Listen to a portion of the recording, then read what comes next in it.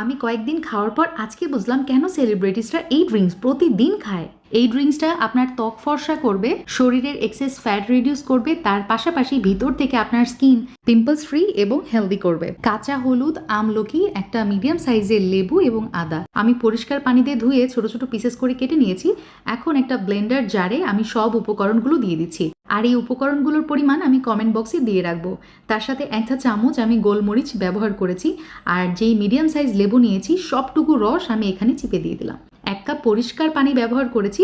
সব কিছু একত্রে ব্লেন্ড করে কিছুটা এরকম থিক একটা পেস্টের মতো হবে। এখন একটা আইস ট্রেতে এভাবে সাজিয়ে আমি ওভারনাইট এটা ফ্রোজেন হতে দিব।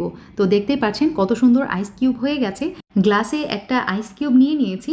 এখন হালকা কুসুম গরম পানি দিয়ে এটা কিছু সময় ভিজিয়ে রাখবো। বরফটা গলে গেলে খেতে হবে। প্রতিদিন সকালে আমি খালি পেটে এটা খাচ্ছি।